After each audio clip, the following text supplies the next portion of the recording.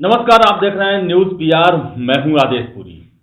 आज 4 फरवरी है और काफी ऐतिहासिक दिन है। आपको बता दें, आज से 100 साल पहले चौरी चौरा कांड हुआ था और आज उसका शताब्दी वर्ष मनाया जा रहा है और प्रधानमंत्री नरेंद्र मोदी वर्चुअली इसे संबोधित कर रहे हैं। और 1 साल तक ये चौरी चौरा जो शहीद दिवस जो है वो मनाया जाएगा। और आपको बता दें कि एक बहुत बड़ा इतिहास जुड़ा हुआ है इस कांड से। एक स्वतंत्रता संग्राम की यादें जुड़ी हुई हैं, एक संघर्ष गाथा जुड़ी हुई है चौरा चौरी कांड से। चौरी चौरा जो है वो गोरखपुर के बगल में एक छोटा सा स्टेशन है। अभी भी आप गोरखपुर जाएंगे, देवरिया से गोरखपुर, तो स्टेशन है गोरखपुर से पहले, गोरखपुर कैंट से पहले चौरी चौरा। और यहाँ पर 4 फरवरी 1922 को एक पब्लिक और पुलिस में भिड़ंत हुई थी, जिसमें उग्र भीड़ ने जाकर थाने में आग लगा दिया था और इसमें 22 पुलिसकर्मी मारे गए थे। साथ ही साथ 3 सिविलियन भी इसमें मारे गए थे, यानी भारतीय भी मारे गए थे। आपको हम पूरी घटना बताते हैं। 1920 साल था असहयोग आंदोलन का।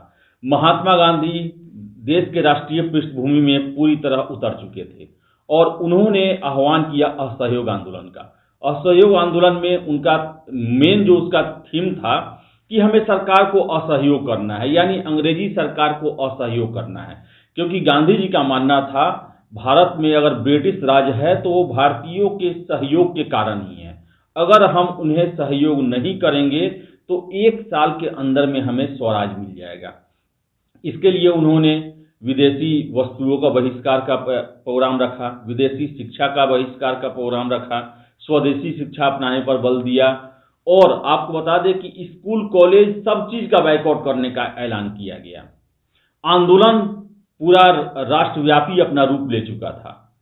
पूरी तरह से अहिंसक आंदोलन था, जिसमें जो कार्यकर्ता जो हैं वो सरकारी स्कूलों का त्याग करते थे, सरकारी कचहरियों का त्याग करते थे, सरकारी पदों का त्याग करते थे और सरकार के द्वारा दी गई उपाधियों का त्याग करते थे। आंदोलन काफी मजबूत हो रहा था। ऐसे में चौरी चौरा जगह जो है वहां पर एक भगवान अहिर करके जो रिटायर्ड एक व्यक्ति रह रहे हैं, रिटायर्ड आर्मी के व्यक्ति रह रहे हैं, उन्होंने शराब के खिलाफ मोर्चा खोला। गांधी जी के आंदोलन में शराबबंदी भी एक प्रमुख मुद्दा हुआ करता था और जितने भी कार्यकर्ता हैं गांधीवादी जो सोच के मानने वाले लोग थे, वो शराब की दुकानों के सामने धरना प्रदर्शन किया करते थे। ऐसे में भगवान अहिर भी जो शराब की दुकानें हैं वहां पर वो धरना प्रदर्शन करते हैं। ऐसे में पुलिस और उनके बीच में भिड़ंत होती है और भगवान अहिर और उनके समर्थकों को गिरफ्तार कर लिया जाता है और चौरी चौरा के ही पुलिस स्टेशन में उनको रखा जाता है। ऐसे में 4 फरवरी को एक भीड़ जो है वो उग्र हो जाती है और थाने में जाकर घेर लेती है और जितने भी पुलिसकर्मी हैं वो डर के थाने में चले जाते हैं और बाहर से उसमें आग लगा दिया जाता है। और इससे पूरा देश स्तब्ध रह जाता है। जो असहयोग आंदोलन जिस पर अभी तक हिंसा का एक उंगली तक नहीं उठा था, एक छोटा सा भी उसका प्रमाण नहीं मिला था, एकाएक उसी आंदोलन से जुड़े लोगों ने 22 पुलिसकर्मियों की निर्मम हत्या कर दी। पूरा देश स्तब्ध था। 12 फरवरी 1922 को महात्मा गांधी ने एक बहुत ही तेज आंदोलन जो अपनी पूरी चरम सीमा पर था, एकाएक उसे वापस ले लिया। विरोध शुरू हो गया। मोतीलाल नेहरू का कहना था कि अगर जम्मू कश्मीर में कोई घटना होती है उसको कन्याकुमारी के लोग क्यों भुगते। सबका यही मानना था कि आंदोलन अपनी पूरी चरम स्थिति में था। ऐसे में वापस लेकर भारतीयों को हतोत्साह किया जा रहा है। एक जोश जो बना हुआ था अंग्रेजी सरकार के खिलाफ उसे ठंडा कर दिया जा रहा है।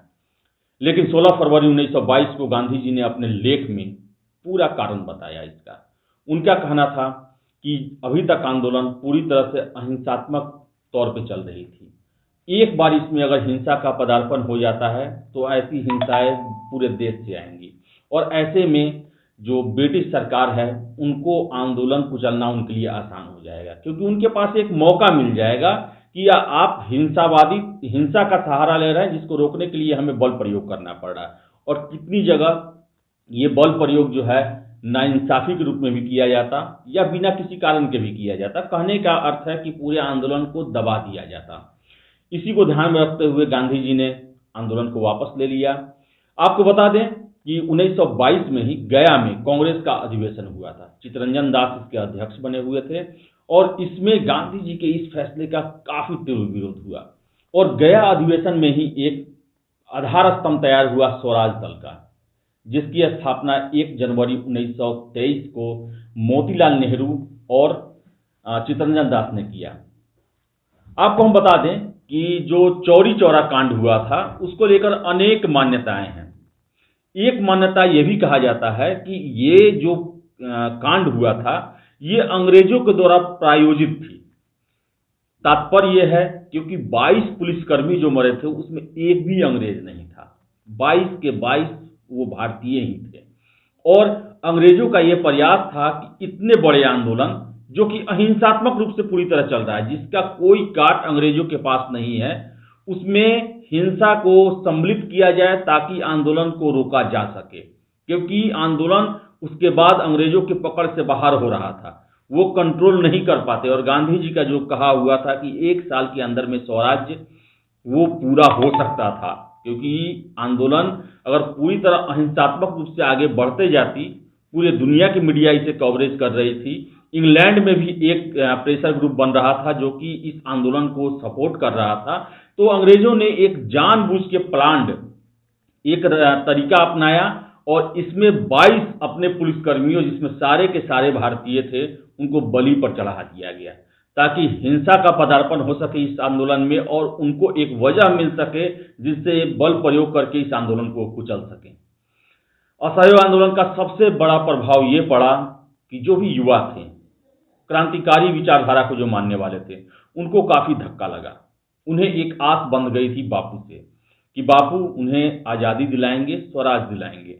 जब असहयोग आंदोलन को एकाएक वापस ले लिया गया, उसके बाद से ही देश में क्रांतिकारी आंदोलन का विकास शुरू होता है और 1924 में जाकर हिंदुस्तान रिपब्लिकन एसोसिएशन, फिर उसके बाद 1926 में Hindustan socialist Republican association, Bhagat Singh, Chandrashekhar Azad, Kakori कांड, ये सब मामले शुरू हो जाते हैं, क्योंकि ये जो युवा थे जो अंग्रेजों को बंदूक के दम पर बाहर करना चाहते थे, उन्हें एक कोई साधन नहीं मिला, एक संगठन नहीं मिल पा रहा था जिसके तहत वो आगे बढ़े, तो वो स्वच्छंद रूप से अपने कार्य प्रणाली की तरह से वो काम करने लगे और इसका परिणाम भी वही हुआ।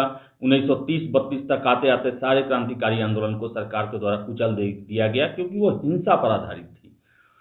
तो चौरी चौरा कांड जो है, इसका आज शताब्दी वर्ष देश मना रहा है और पूरे उत्तर प्रदेश के 75 जिलों में ये कार्यक्रम मन रहा है। प्रधानमंत्री नरेंद्र मोदी इसे वर्चुअली संबोधित कर रहे हैं, तो वही यूपी के मुख्यमंत्री योगी आदित्यनाथ आज चौरी चौरा पहुंचे हैं, वहां एक बड़ा कार्यक्रम हो रहा है।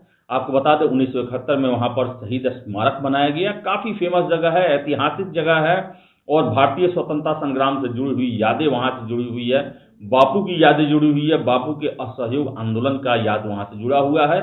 तो हम भी नमन करते हैं चौरी चौरा कांड में शहीद हुए भारतीयों के, उनकी वीरता को और उनके देश प्रेम को नमन करते हैं आज, और याद करते हैं चौरी चौरा कांड कैसे हमारे वीर शहीदों ने दिल्ली के लाल किला पर झंडा फहराने के लिए कितनी बड़ी कुर्बानियां दी, यातनाएं दी, उसे हमें आगे भी कायम रखना है। बहुत बहुत धन्यवाद।